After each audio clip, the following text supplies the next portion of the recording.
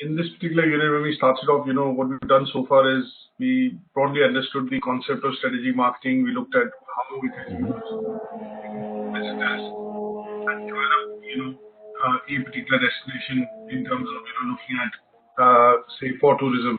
And that is where we looked at the specific example of, say, Mauritius, under a particular case study.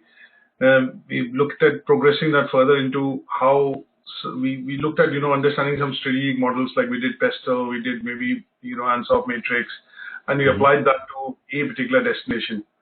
Then we moved on to understanding what is marketing mix, the 4 P's of marketing, the 7 P's of marketing, and how they are, helping the tourism somebody who works as a marketer within the tourism and hospitality sector.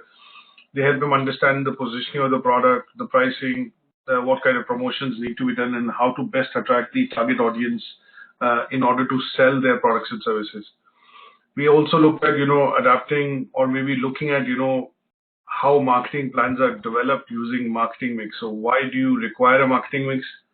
We'd also discussed briefly the ATHE model, which talked about awareness, providing information, desire, and leading to action. That helping the marketers to, then using the marketing mix to develop plans, which will then help them to go out and, reach out to target audience. So in that, we also looked at the, let's say the importance of social media, which is within the current, decade, wherein we have seen the, advent of social media. So how customers have the ability to be able to quickly share, consume, distribute information using social media, like, and some of the websites that we looked at, like TripAdvisor, you look at Trustpilot, you look at, some of the online travel agencies, which have social media integration into it. So customers who are booking rooms, they're happy with the service, they're able to immediately tweet, share, and, write comments about how they, looked at the service in terms of whether they get what they, intended, and things like that. And then we went into, in the third learning outcome, understanding the, theories behind how decision making happens when we look at consumers in particular within the tourism and hospitality sector. So here we also looked at briefly reviewing some of the ongoing trends, which affect this sector in terms of, how technology, globalization, and some of the, wider trends which are currently being adopted by hotels and, some of the other players within the ecosystem, help them decide, what is the decision-making process which the consumer actually takes while booking holidays or, taking out a particular service. And that was primarily understanding, the theories of decision-making. So we looked at a few, and they were to apply them within this sector. Now, we also looked at very briefly understanding, what are the new products and services which are going to be introduced or are in the concept of introduction within the, within this sector, wherein the consumers are now placing preference towards it. So things like, very briefly discussion or allusion to things like sustainable tourism, eco-tourism, which are new products and services coming in, or the advent of technology, which is forcing some of the competitors to upgrade, and in order to, attract consumers and make their offering, still make their offering viable. Essentially using some of the developments happening within this sector to allow them to keep their offerings current and viable with regards to competitors in general within the market. Right. This is what we've broadly covered within this unit. Now, when we look at learning outcome 4, what we are trying to look at in this learning outcome 4 is it says be able to research information from a range of academic and industry sources. So what the 2 assessment criteria are asking us to do is to identify and study some of the, models, the key strategic modeling tools. Yeah. There are 16, 17 of them.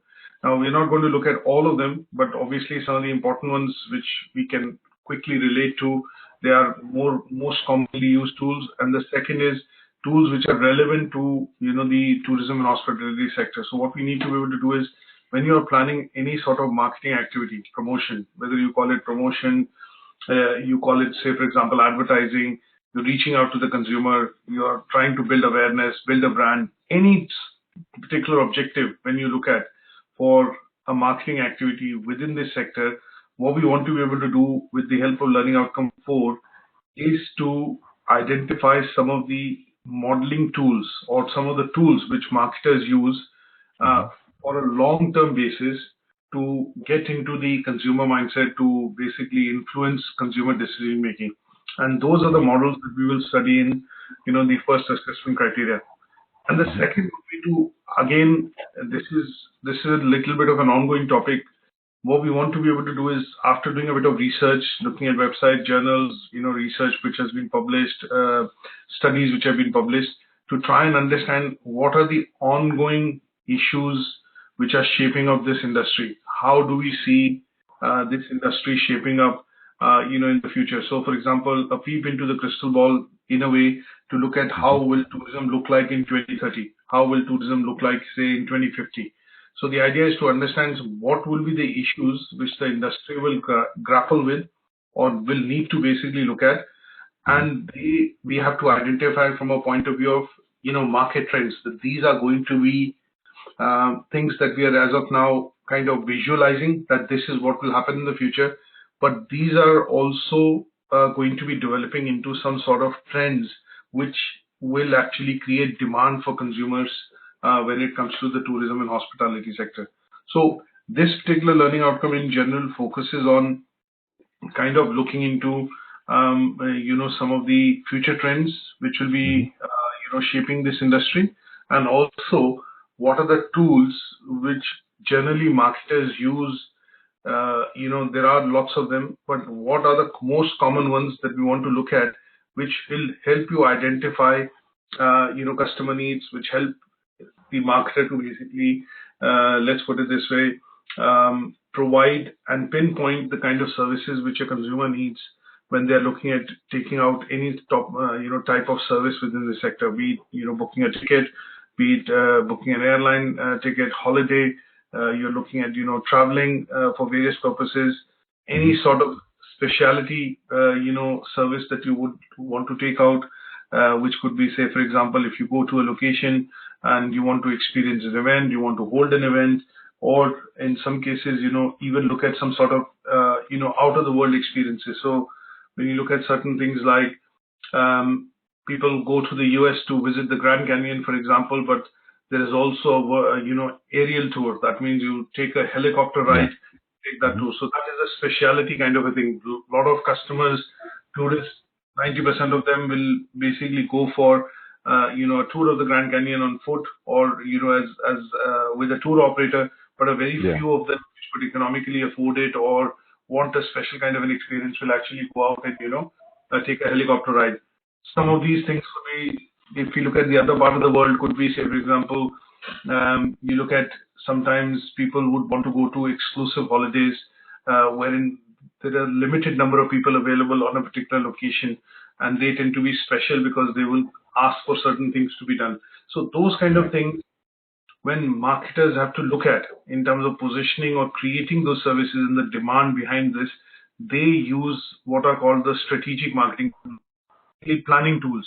How would you estimate the demand for a particular, type of a service? How would you look at verifying that particular demand by using some sort of an analysis, whether it's backed up, from a point of view of, demand which is coming in from the consumers, from the operators, or in general, that is a trend which is coming up in the future. Those are the things that we want to look at. And, what are the tools and techniques which you would use? What will you fall back on? It can't be that you'd read some of these things in the book as an idea and then decide that, okay, this is something which needs to be tried out. But what you need to do is you will put some research behind it. You will look at putting that research data or the data that you collect from various sources into some sort of a mix, or say, for example, in some sort of a model to come out with a finite result, which will give you, say, supporting evidence, and it will also give you convincing, let's put it this way, arguments that this is something which is going to be successful, this is something which is not going to be successful, this is something which the competitors are following, or this is something which, the customers are going to be asking. So those are the tools that we will study, and some of those tools that I'm referring to or alluding to are things that we are aware of when we look at the basics like the PESTEL, the SWOT analysis. But today we are going to be looking at some of the other tools which will help us understand market position, our say market share, what could be the opportunities that you develop. We will look at the marketing mix also again with a slightly different angle. Look at how does a company put a growth strategy in place. So if they are looking at planning for next 10 years, how would you put a strategy behind developing a plan for the next 10 years in terms of sustaining growth or growing the particular sector that you're in? So those are the bits that we will look at, in particular in Learning Outcome 4. So in order to do that, what I've done is primarily looked at putting together a few slides which kind of focus on the aspect of strategic marketing, because one of the key terms which comes across in the unit, specifically Learning Outcome 4, talks about marketing and talks about the strategic nature of marketing. So let's look at defining some of these terms as we go along into the discussion for this particular learning outcome. Now, one of the things that we look at is how do you define strategy? Now, why do we use the word strategic, or sometimes when we say, do you have a strategy behind what you're suggesting? Is there a kind of a plan behind? Nothing but a plan. Is there a plan behind what you're proposing? Sometimes you see when you sit in a marketing meeting and you've called a few colleagues who are all from the same field and you're discussing a problem or an issue, and what you want to be able to do is come out with a particular solution. So, or in the marketing sense, come out with a plan which will actually address that solution or address the problem. So when we look at that, we kind of refer to or kind of use the word strategy. And strategy tends to be the word which we use because that this is something that you are looking at from a long-term perspective.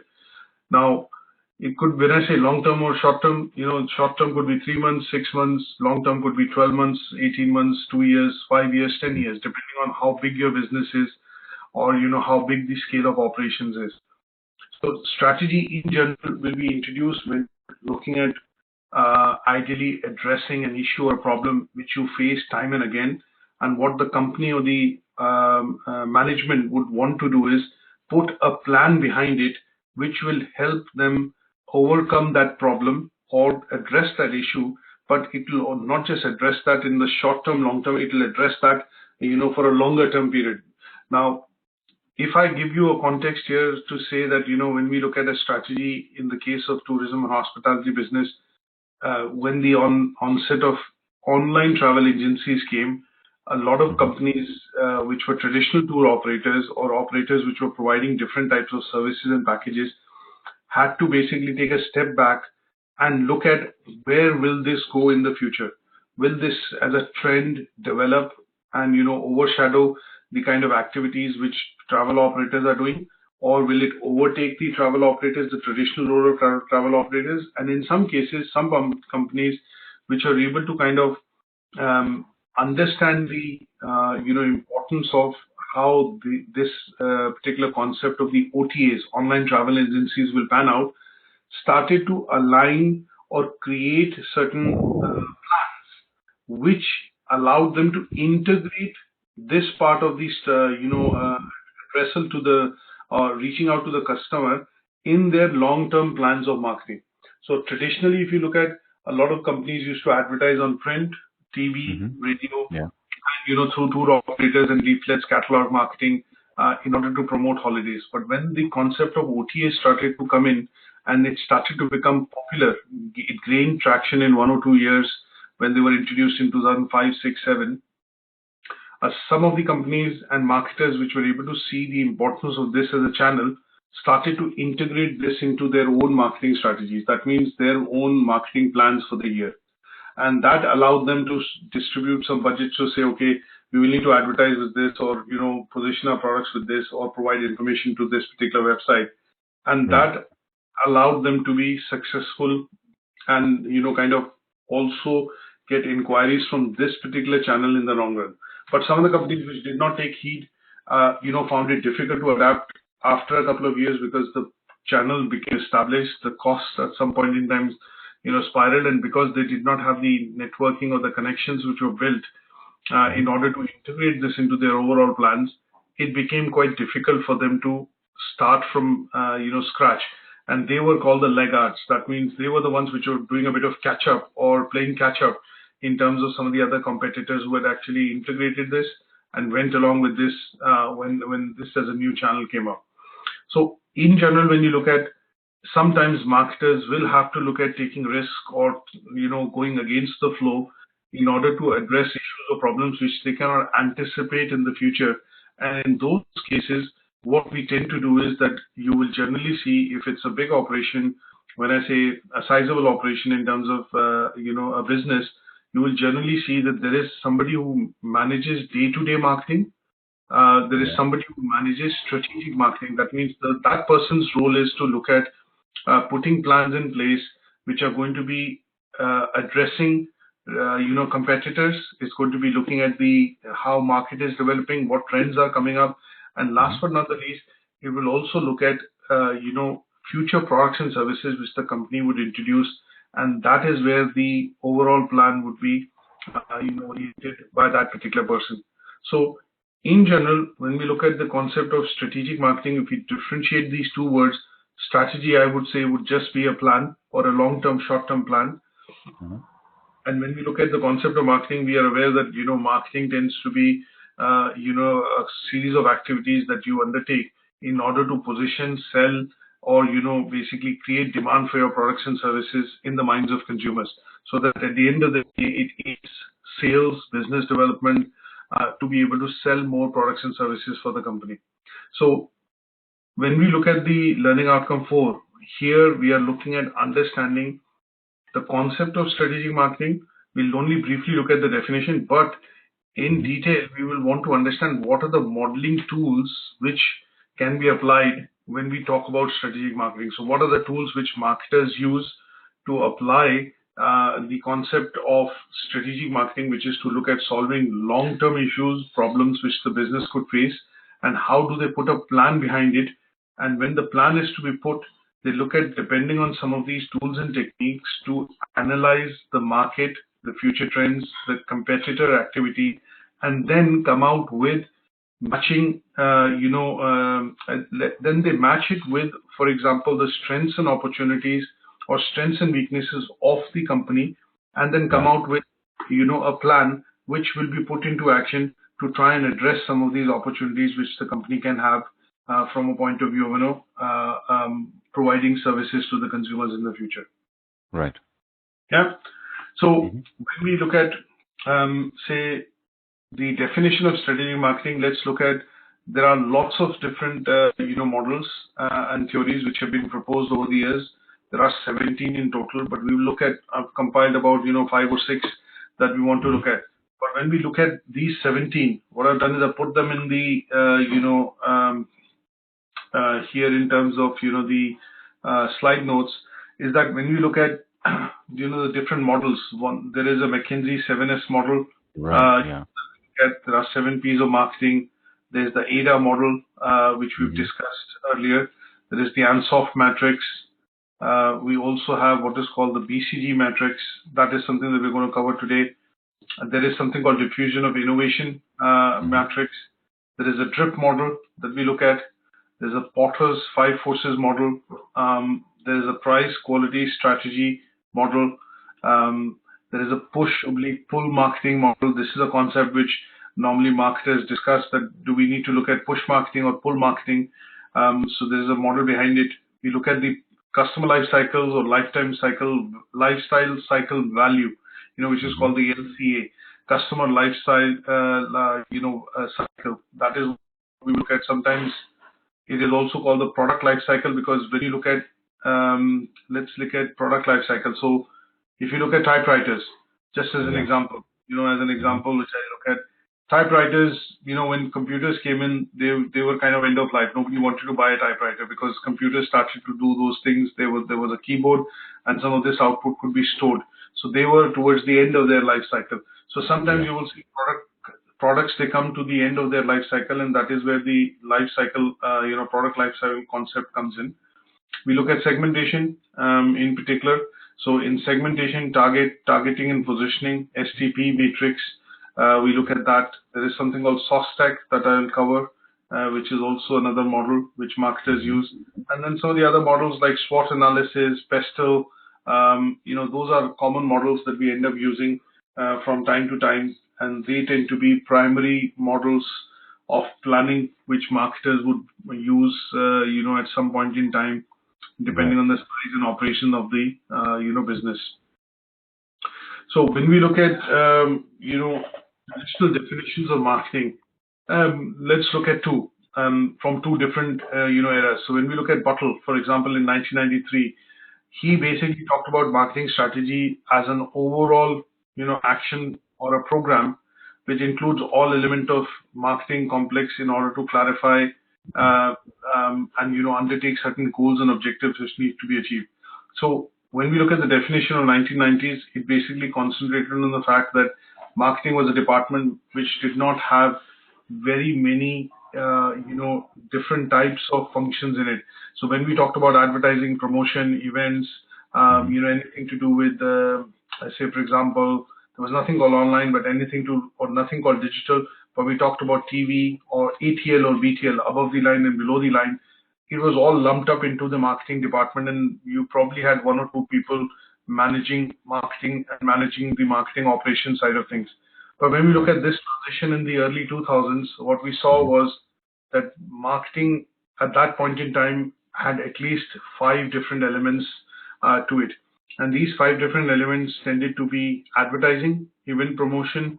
It tended to be ATL, BTL. That means it was print, online, or air, advertising on the television. It tended to be, things which was related to marketing operations, and in general, research and planning.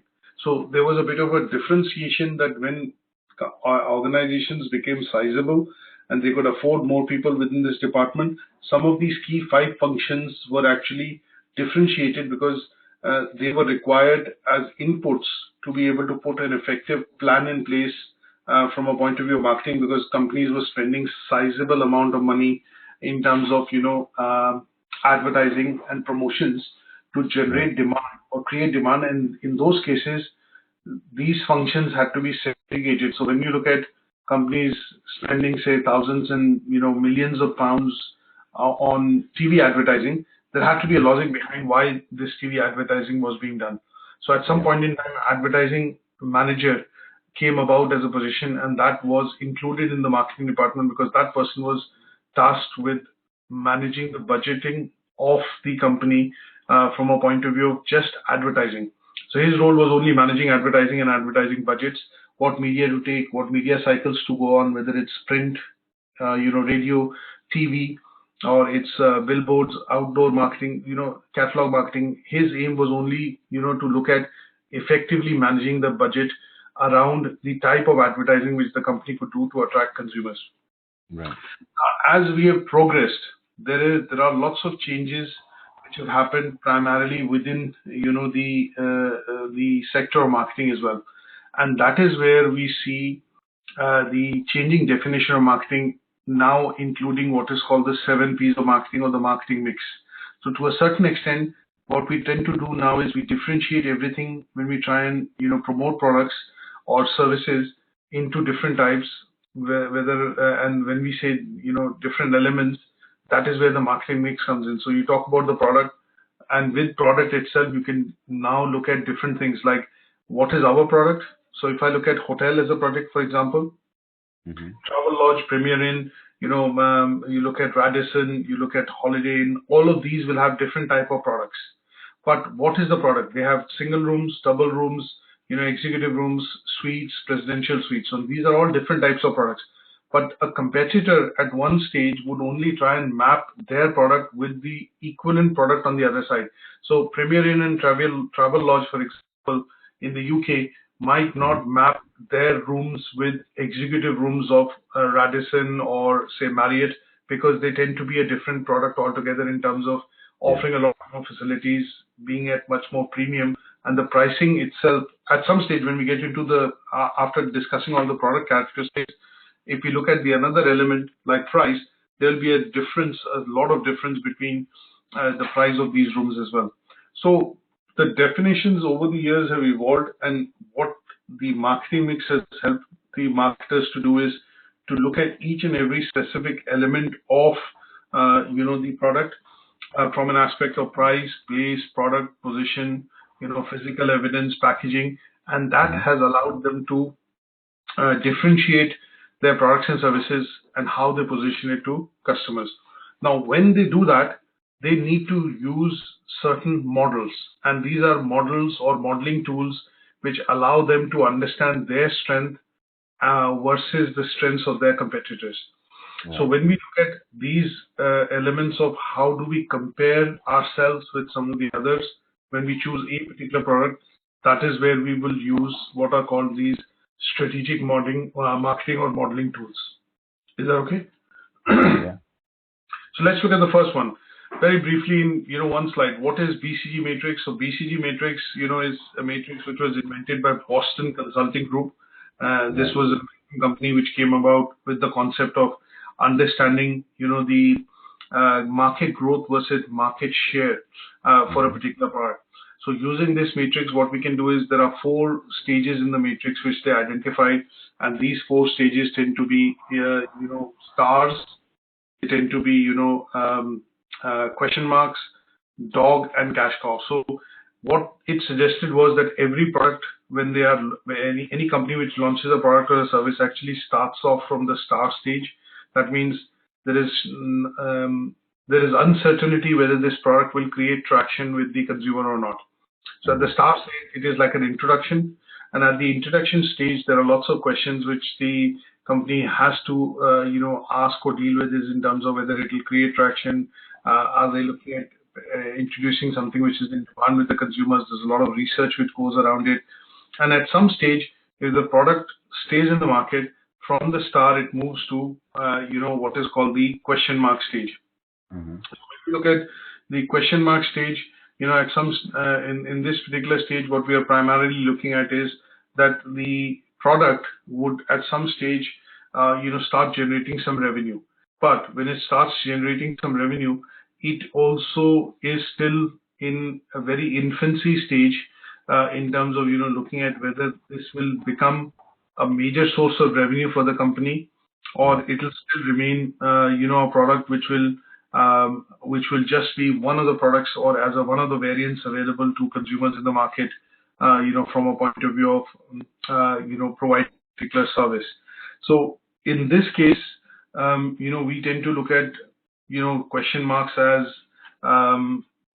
businesses when they introduce products which could have, say, for example, and if you look at this particular matrix, market growth versus market share, these tend to be products which have the potential to gain market share, but eventually, most of the time, the companies are actually looking at turning them into what is called, say, cash cows. So let's look at running this way. Sorry. So we start with question mark. We go into stars, and then from stars, the product want to move into what is called the cash cow. Sorry, I didn't realize there's a slightly different image of the BCG matrix. We normally always have, it moving from left to right. Oh, okay. So when we look at, so start with question mark goes into stars goes into cash cow, and then cash cow goes into a dog. So that's how we look at, in particular, the BCG matrix. So we start with, here we go.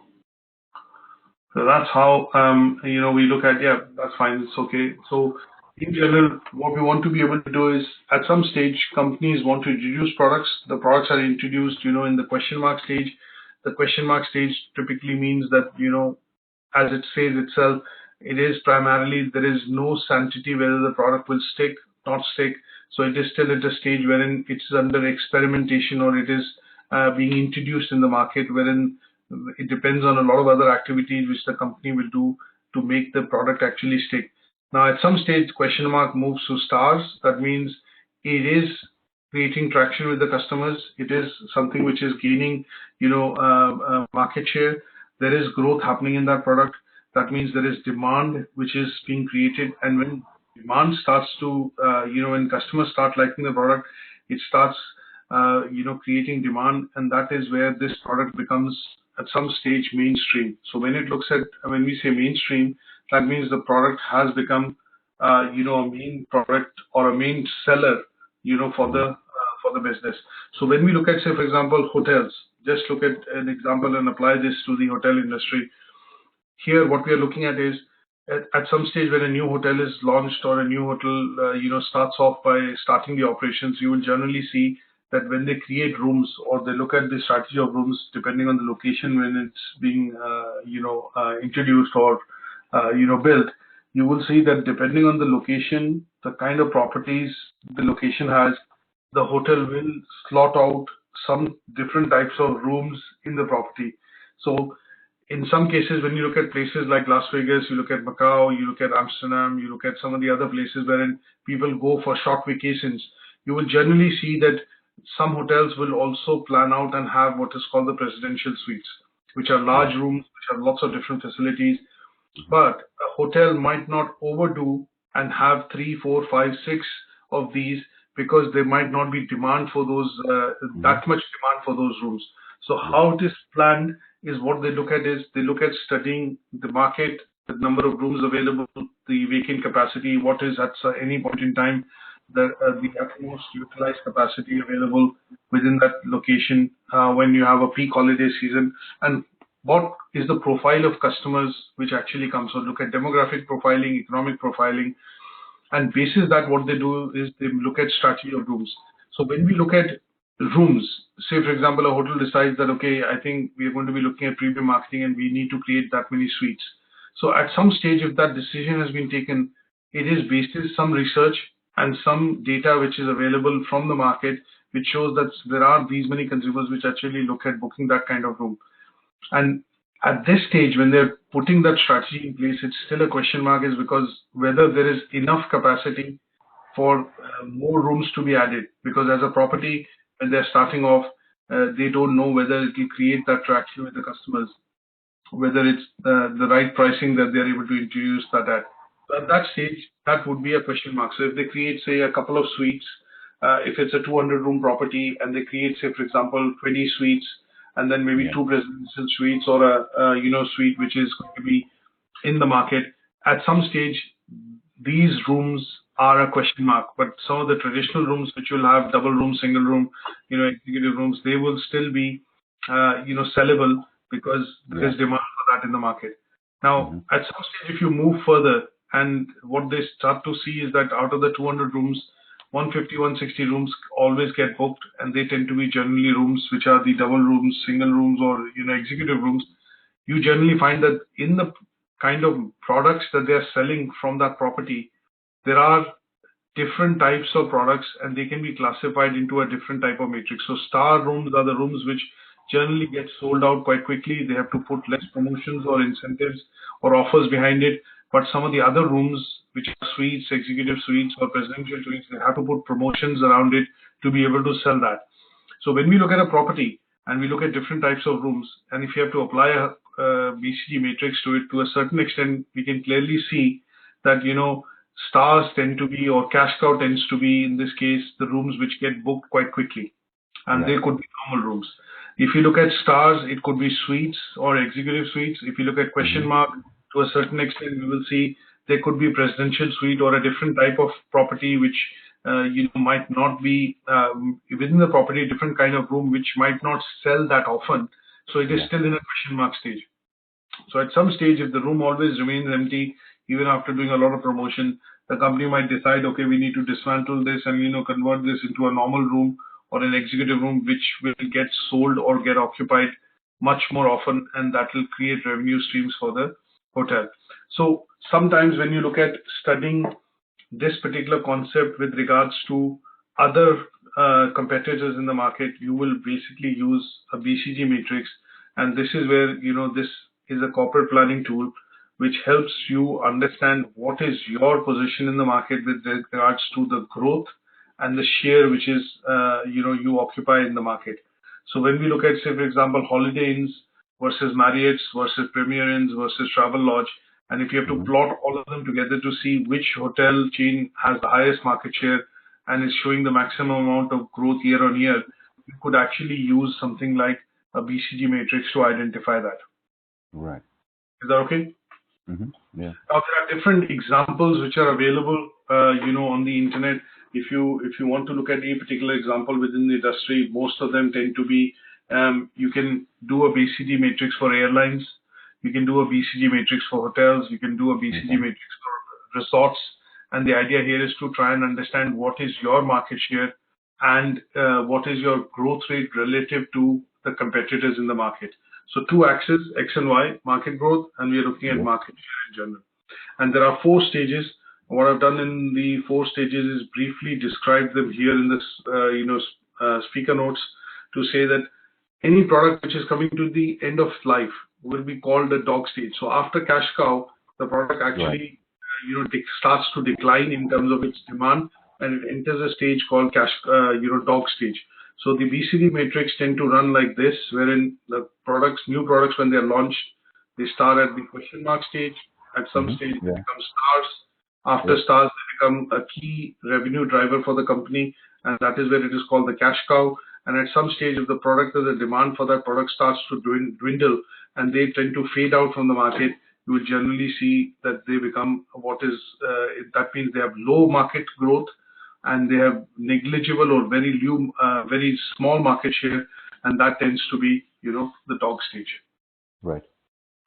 Okay, let's go into understanding now another model, which is SWOT. Now, we are aware that, obviously at some stage, every marketer, before it starts off by putting into anything which is like planning, creating a document, they always look at analyzing their own strengths and weaknesses. So this is a very basic model which at some stage is always applied, and generally so in the initial stages of market planning or putting a plan together. And what the company intends to do at this stage is to continuously use this to keep identifying its strengths and weaknesses and the opportunities and threats it faces with regards to competitors.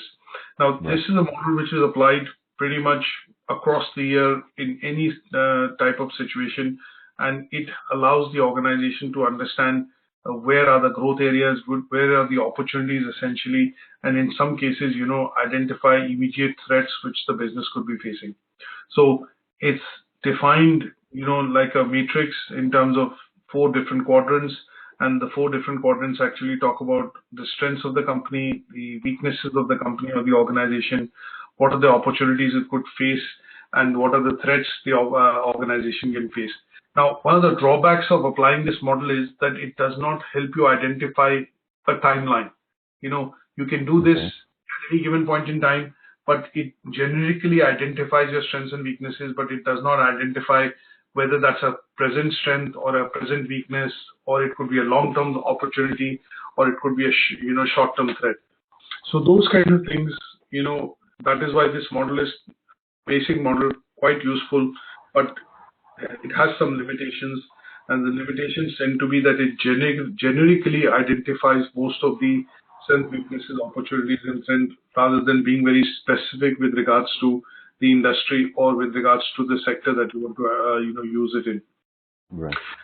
Some of the strengths, when we look at identifying, it could be the existing brand. So, for example, if we look at the Marriott, we look at, say, for example, Holiday Inn, we look at some of the other chains like the Intercontinental Hotels. They tend to have a strong brand because they've been going for a number of years. They have some history, they have some lineage, but that is going to be always their strength. But that does not mean that the new brands which are coming up, like Mercury, for example, there are Premier Inn, there's Travel Lodge, with the changing market and the changing demands and preferences of consumers, some of the new brands which are coming up are also having their own strengths. So again, when we look at strengths of some of the premier chains, and we look at some of the strengths of the more economic offerings which Travel Lodge and Premier Inn provide, they have their own strengths, but there is no way to equate both the strengths together, and that's where the model tends to be generic. You look at existing customer base, yes, okay, people who have stayed at JW Marriott, could be in millions, it could be 100 of millions, but at some stage, does that base again bring the business back? Is the company doing enough to retain the customer, or is a customer which is also a JW Marriott customer, also a Holiday Inn customer, also a travel lodge or a Premier Inn customer? So again, there is no way that they can determine this. You might stay in the Marriott when you go on a family vacation because you want a good experience, but when you travel for business, you might stay in the Holiday Inn Express. You might not choose a Marriott because it's not available in that city, or because there is a certain budgeting behind what the company affords or can afford and allows you to afford depending on the hierarchy that you are in within the organization. And in some cases, it might just be the availability. So again, strengths are relative here, and that is where this model, has a bit of weakness. There's not much in detail to explain, but here the idea is to try and use this model to understand, generically what could be your strengths, opportunities, weakness when you start off any sort of marketing planning. So this tends to be a very basic model which marketers use from time to time when they are starting to put a plan in place, say for promotions, or plan in place for research, or plan in place, say for example, for a forthcoming product launch and things like that. Right. Now, the 7 P's of marketing mix, we're quite aware this is something which all the marketers use at any given point in time, because without this particular model, it is very difficult to clearly identify and, relate the products and services which the company intends to sell to a type of consumer. So they have to look at the demographics, they have to look at, the behavioral side of things, they have to look at psychographic side of things.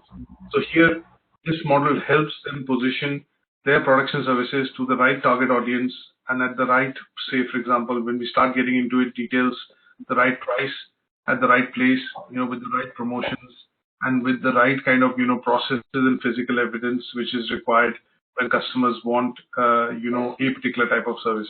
So if I look at applying this to, say, a hotel room, you have again, going back, you have different types of rooms within a hotel.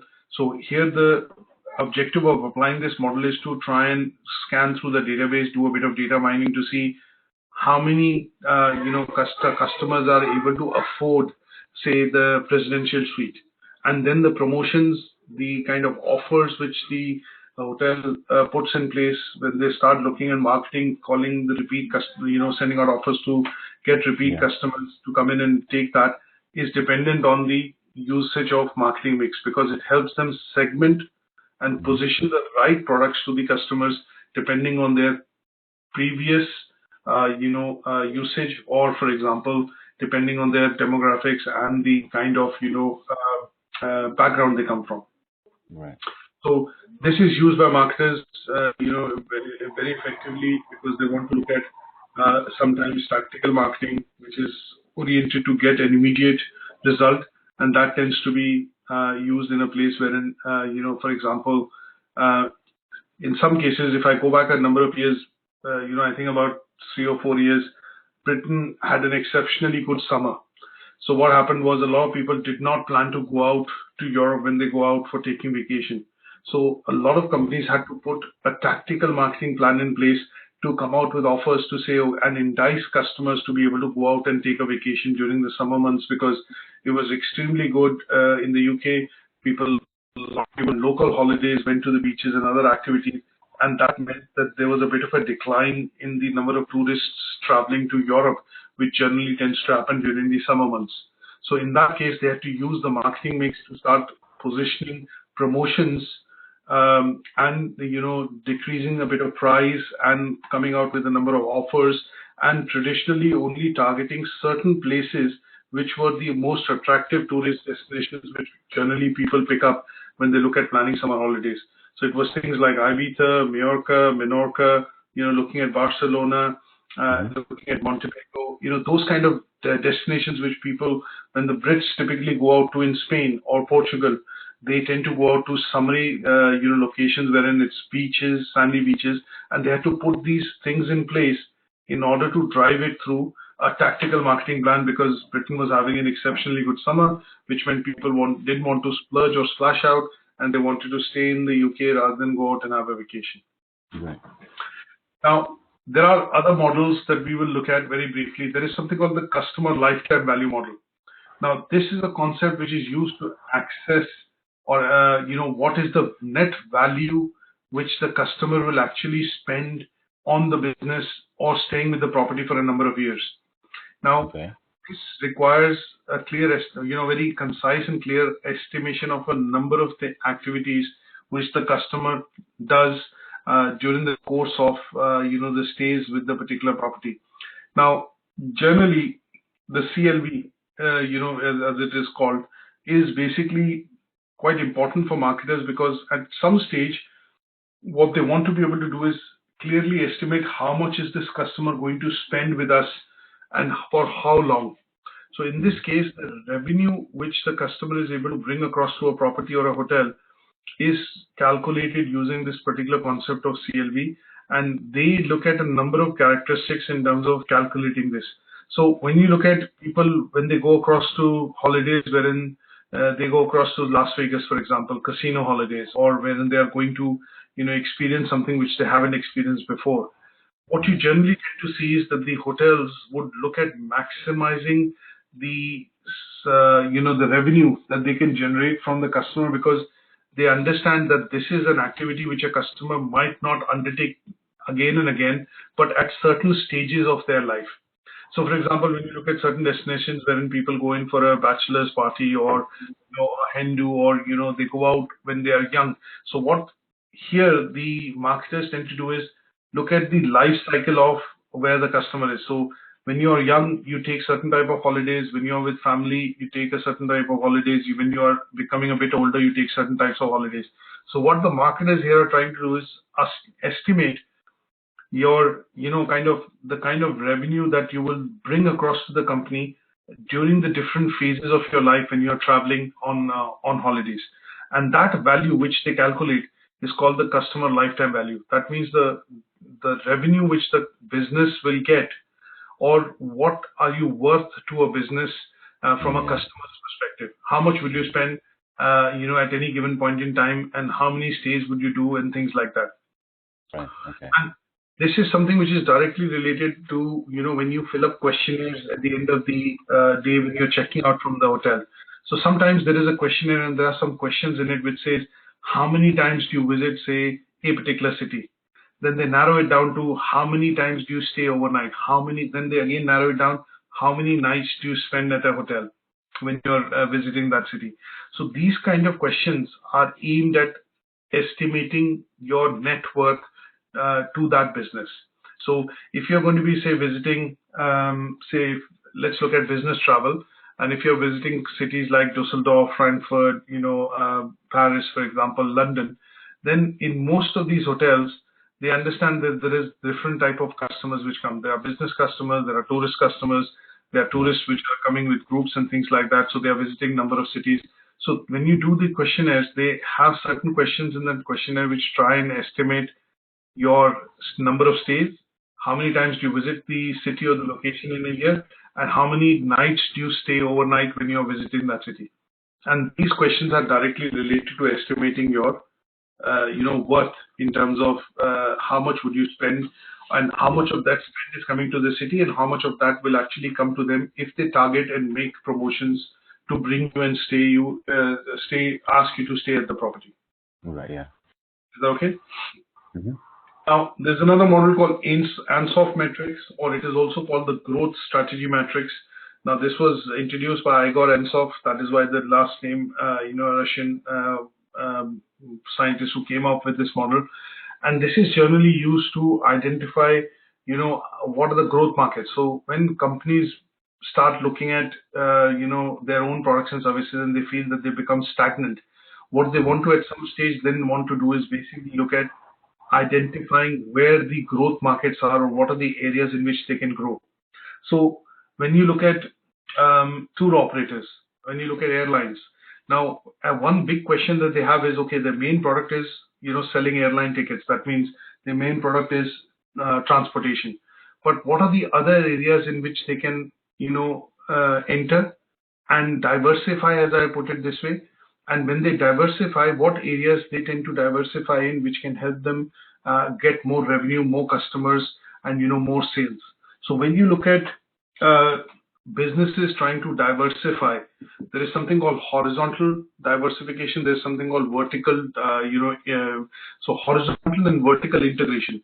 So sometimes you will see that if we look at a concept of airlines or hotels, you would generally see that sometimes companies would look at the concept of horizontal integration. That is, the company tries to increase the production of goods and services, and at the same they try and introduce the same type of products and services, but differentiates them in terms of pricing and reaching out to different segments of customers. So here the company might look at planning some sort of expansion, but that expansion could be internal within the company. It could also be an acquisition. That means they go out and buy out a company, or in some cases they might do a merger. Now, a classical example that I would give here is when you look at British Airways and they wanted to grow the business and look at more landing spots or more time spots at different airports within Europe and in the US. They started to look at horizontal integration. That means, one, they bought out Iberia, as a different airline, the Spanish airline. They brought out Iberia because they felt that with the acquisition of that airline, wherein a lot of British people generally travel for summer vacation, that will help drive business for the long run.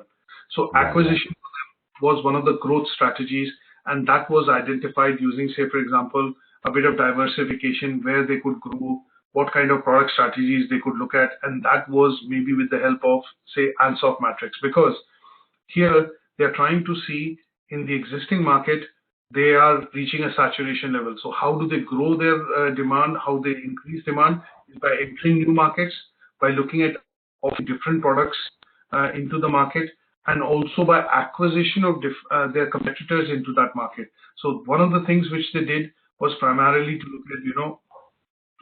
look at horizontal integration or a strategy, and that allowed them to diversify by buying out an airline and also getting more landing spots and things like that, in a location which is very popular with, say, 33 million tourists which actually travel every year.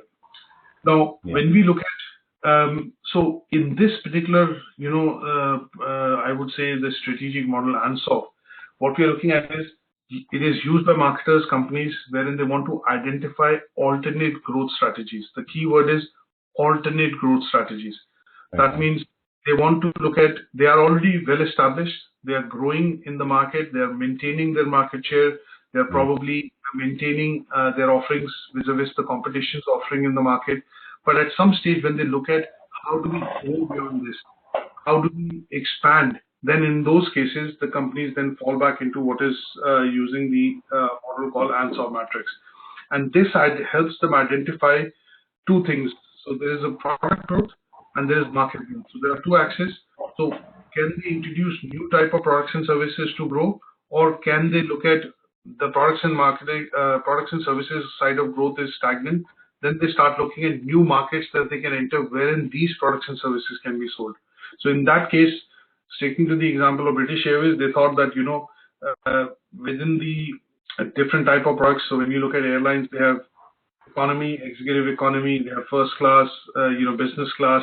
There couldn't be much innovation on that side, on the product side. So what they said was, okay, in order to grow our business and grow the revenue and the customer base, you have to look at market growth, and that market growth will come from acquiring, say, an airline, or looking at expansion into a different market which is growing. And that is where they went into something called acquisition of Iberia. Is that okay? Yeah. Now, there's another model called the SWOT model, and the SWOT model is an acronym which basically looks at 6 different things. So it is talking about analyzing a particular situation. With that situation, they want to look at, if there's a problem, you analyze that problem. With the problem, in order to solve it, you create some objectives. The objectives, when they are created, in order to put those into practice, you create a plan or a strategy, and that plan or a strategy could be short-term or long-term, and that is why it is tactical. So you might be trying to address a problem that you have faced but it's a short-term problem. So you put a plan in place which will allow it to address for the next 3 months. When the business stabilizes, you move on. And from there, some of the actions which come out when you apply different types of, a marketing strategy, whether it's tactical or, short-term, long-term, what you then tend to do is follow it up so that this problem or this particular situation does not come again and again. And then you try and control a series of factors which do not allow this situation to arrive again. And that is where this particular model is applied, and this tends to be a model which is applied primarily to look at solving problems, or for example, in certain situations, this would be put into place wherein the company is trying to solve a particular problem in a short period or short possible time. And that is where this particular Shostack's model was introduced by P.R. Smith, and it talks about situation analysis, which is primarily where are we now. If you're trying to go, and if you look at this figure, which basically explains each of the situations or each of the key terms. So situation analysis looks at where are we now. Objectives is where you want to be, and then strategy is how do you get there. Practice is what exactly do we do to get there. So if I say that I want to be sticking to the category of hotels, if I say Holiday Inn wants to become the #1 hotel chain in the UK, so they will have to start off with this kind of an analysis to say where are we now. So they have to look at their current market position, the market size, the market share, what kind of customers they attract. At some stage, they have to put some objectives down. So how do we get there? And that is where the strategy would come in. And then in order to put that strategy or plan into action, there is a plan which has to be created, which allows them to address all those objectives one by one. And once they start to address, they have to be divisive in terms of putting certain actions in place which does not allow them to slip. And once that has been put in place, responsibility structures, processes, reviews, the use of external agencies or suppliers, at some stage they have to look at controlling the performance or monitoring this performance. So controlling and monitoring of the performance will typically happen through various quality assurance procedures which it will put into place, which will not allow the standards to slip. And that is where the customers would put confidence into it and then keep coming back to Holiday Inn for repeat business. And that tends to be, this particular model. So here, what you have to look at is, it's a generic framework to look at doing planning. And this planning tends to be more towards, the integration of a lot of traditional marketing plans that the companies were putting in place, but also then incorporating the digital side of things when the internet became important. So you will generally see that this model has been applied by companies in order to integrate the digital marketing matrix into their marketing strategy, which a lot of companies started to do only in the 2008, 9s and 10s. A classic example that I would give you here would be outside the tourism and hospitality sector, but if you look at, say, for example, Tesco's, the large retailers, some of these large retailers were very slow to adapt to selling some of their products or groceries or, whatever they sell, technology, clothes, grocery, other kind of services online. And one of the key aspects is when you look at Amazon versus some of the other large retailers, you look at Macro, Carrefour, Tesco's, Sainsbury's, look at Walmart. Some of these did not adapt, the online side of things is because they always felt their model was brick and mortar. That means they were stores and customers would come into the stores to buy products and services.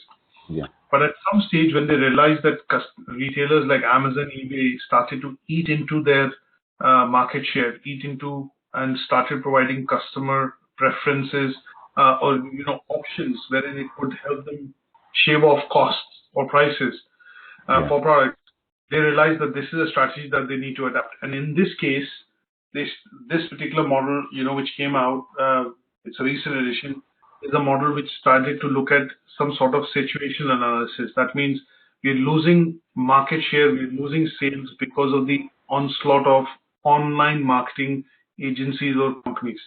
And that is where tactically all the retailers, which were primarily the traditional high street retailers, started to come in and apply this model to integrate the digital side of things into their business. So they started off with doing a situational analysis, how much of sales are being generated through the online channels, the travel agencies, and then what could they get out of in terms of realistically their share, because they have their own mechanisms of getting or reaching out to customers for booking of rooms and other bits. Slowly and gradually, the objectives evolved into a plan into some sort of a short-term, long-term strategy. They put some actions in place. The websites were updated. Some of them did not even have payment gateways on the websites. The ability to be able to book the rooms directly. So all these things started to happen, and that is where you see the SWOT model being, applied. Right. Okay.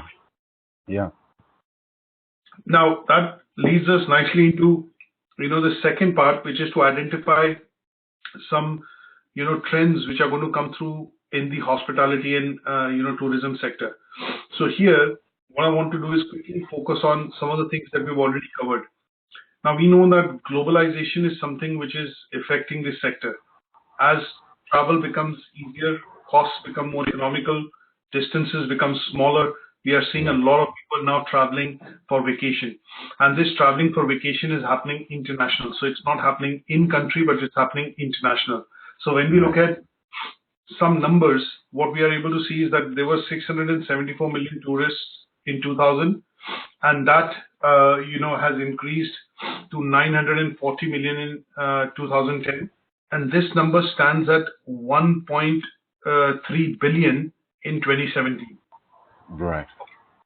Now, when we look at revenue, so there were $475 billion being spent in 2000. That reached 918 in 2000, and this is currently 1.67 trillion in 2017. Okay. So the tourism as an activity is increasing because of the things that we discussed, things like shorter distances, economical air travel, customers are able to afford it economically, they're able to afford, and the world in general becoming smaller, which is meaning that this sector is continuing to rise. There's a lot of impact of globalization, which is making tourism much more affordable and making tourism global. That means customers are able to freely travel because of the improvements in infrastructure, transportation, costs, and other bits. Yeah. Now, one of the other issues that we've also discussed earlier, which were contemporary issues, and contemporary issues which are related to modern trends, would be safety and security. So as travel increases, one of the key things that we see, safety is also increasing.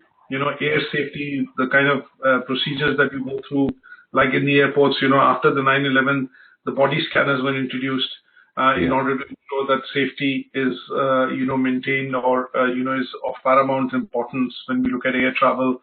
There are safety-related things within the hotel as well. When we look at the integration of CCTV cameras now, pretty much in, all properties, all locations.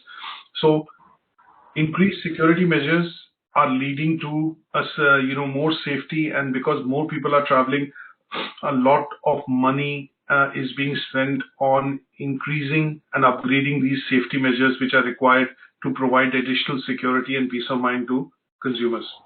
Yes. Now, diversity is another aspect. When we look at different types of people are now traveling economically, when you look at, countries like BRICS, when we look at Brazil, Russia, India, China, and South Africa, which are the next big growing economies, we see them that people from these destinations are traveling abroad, and there's a lot of diversity. So this sector also employs, a lot of manpower which comes from diverse sectors. So here, diversity is related to the type of people or the kind of people which are employed within the sector. Also from a point of view of the type of people now beginning to travel. So if we look at the last 2 decades, it was primarily visitors from the developed countries like Britain, Germany, France, Spain, European countries, US, traveling to, other destinations. But now, because of economic, prosperity in some of the emerging markets and developing countries, we see travelers from that also now traveling more, and that is where the growth is going to come from when we look at, diversity. Right. Now, service is a point which is an ongoing trend, because services tend to be, there is a continuous pressure on improving service or the qualities of service within this sector. So as the preferences of consumers change, as the demands increase, the preferences are also becoming quite varied, and that is where the hotels, any sort of operator within this, whether it's airlines, hotels, resorts, restaurants, food and beverage, they are all having to adapt to providing better services to customers in order to retain them. So not just to attract new customers, but also to retain customers. So here, when we look at the star rating of the hotels, when we look at the Michelin style rating of the food and beverages, restaurants and things like that, you see service is one of the key differentiators which allows you to command premium for your product and service that you are selling to the consumer, because you're providing an exceptional or a world-class service. So if you go to a hotel and you find that there is a 24-hour coffee shop, there's a swimming pool, there is a 5-star restaurant, you have certain facilities wherein, for example, say for example, your laundry or your linen in your room is changed twice a day or things like that, they tend to be exemplifying certain types of service, and that type of service is then commanding premium from customers because they're trying to differentiate what they're trying to provide as against their competitors, and that allows them to charge more because of that differentiator. So service and quality of service and the satisfaction with the customer derives in terms of the user experience that they get is allowing every operator within this ecosystem, within this particular system, ecosystem of travel and tourism hospitality, to ask for, say, more premium. And that is why service is a key differentiator as far as this sector is concerned. Now, technology also is something that we've discussed. Because of the changing nature of technology, a lot of hotels are having to invest in order to upgrade and keep up to date with what is happening in the market. But to a certain extent, technology is also making things easier because it allows information to be made available to the guests, consumers, at a press of a button. There are lots of technological advantages which have come in from a point of view of introduction of technology within the rooms, within the hotels, and within the sector in general, which allows for three things. The first is, it is communication in general, which has become quite efficient, quite fast, and, almost point to point. The second thing that you see is that it has brought across operational efficiency. So there are certain things which can happen predominantly with the use of technology, which earlier used to be done either through a person by calling them up or, by asking for it. And that had to be manually tabulated. Say, for example, if you're at a hotel and there was no electronic billing system, then at some point in time, all the bills had to be tabulated and then a final bill had to be given out to the customer. But today, most of that can be done electronically because whatever service that you utilize within a hotel, as long as you're using your card, it automatically tabulates the bill. So it is making things operationally quite efficient. And last but not the least, the types of systems that we discussed, in Unit 4, the decision-making system, the executive systems, or the systems which allow all information to be integrated and then having the manager using that system to take decisions has become, quite easier using the use of technology, which is now deployed within, any sector, any place within this sector. So whether it's hotel, resorts, airlines, whatever it is, it has made that effect in terms of making information available at a click of a button, and that allows easier and prompt or quicker decision making. Is that okay? Yeah. Now, there are some future trends that we have identified, and there's a very good website which I've looked at. There is a website called Refine, which basically looks at defining the trends, the top trends which are going to be coming in the future, and some of the things like more green or eco lodgings, development of mega hotels. When you look at theme parks, boutique hotels, you're looking at features like virtual displays and other bits coming in, wherein without booking a room today, some of the websites you can actually be in a room by looking at a virtual tour of a room, how it looks like before you even book it. So some of these are future trends which are already here, but this website, defines some of them in a more great detail, and these are the ones which are only captured as bullet points. So there are things like virtual communities, sharing economy. When we look at Airbnb, you look at online travel agents, which we've spoken about already, things like booking.com, travelsupermarket.com. We look at some of the trends like, digital experiences, which the hotel is able to provide. So within some of the hotels, you will see there are interactive displays which are available, which the customers can use to get information, things like that. And then when we look at other side of things, we are also looking at sustainable tourism becoming, a more talked about term in terms of, how we can sustain the hectic tourism activity in certain locations, which would help also maintain a balance between the resources being used, the environment being preserved, and also how the local culture being preserved when we see an influx of tourism coming to a particular city, wherein like Barcelona we discussed, wherein locals are now fed up and they want to reduce tourism as an activity. So the government is taking steps to look at building sustainable tourism, which means it looks at taking care of cultural nuances for the local population, balances the use of resources within the city when you have tourism as a peak activity during the course of the year, and also looking at preserving environment and resources when tourists come in, so that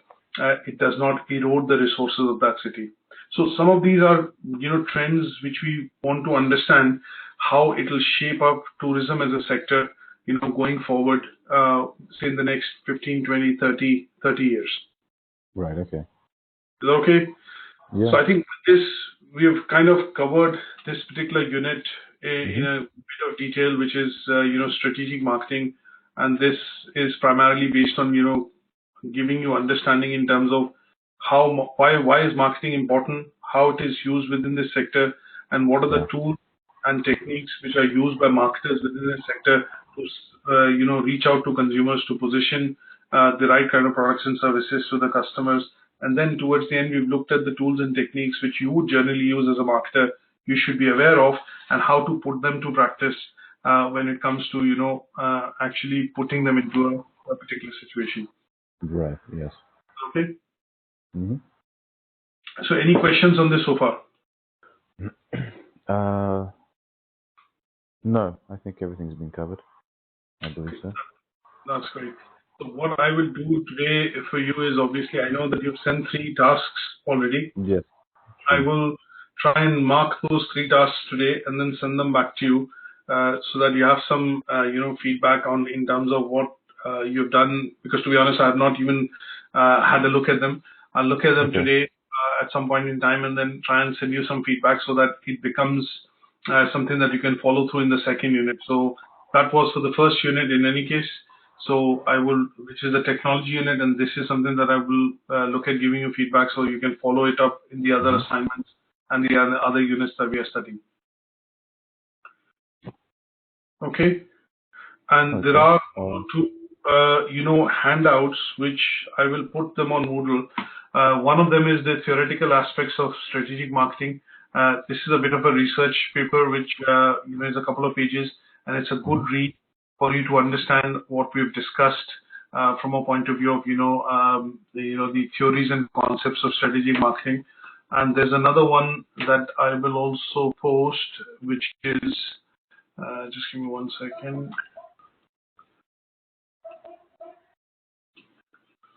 And that one will be the handout on the future trends and tourism. So this is focused on as a case study for Greece. And, this will give you some idea in terms of, what are the cases, say, for example, and why, some of the trends that we discussed, things like globalization, diversity, service marketing, are important. Look at, a case study in particular for, how it is shaping up, say, for example, tourism in Greece. So some of the points that have been picked up from here, and this will directly relate to, your task 4.2. So in 4.2, what we want to be able to do is understand, what are the trends which are going to be shaping up, tourism in a particular location. And this is a particular research paper on Greece. So it tells you how the various trends, things like technology, service marketing, globalization, are affecting tourism in Greece, and it's a good read for you to understand, how they're impacting or are going to be impacting tourism in this location in the coming years. So some of the future trends have been taken up from here, as you can see. That is what Greece, for example, as a country is focusing on in order to keep and maintain the steady flow of tourists coming into the country, for this activity. So I'll put this up on the Moodle just after the after the session, and what you can do is pick this up for a bit of more reading into what we've discussed today with regards to the learning outcome 4. Okay. Yeah, of course. Good stuff. So let's get hold of your availability, for the next few sessions, and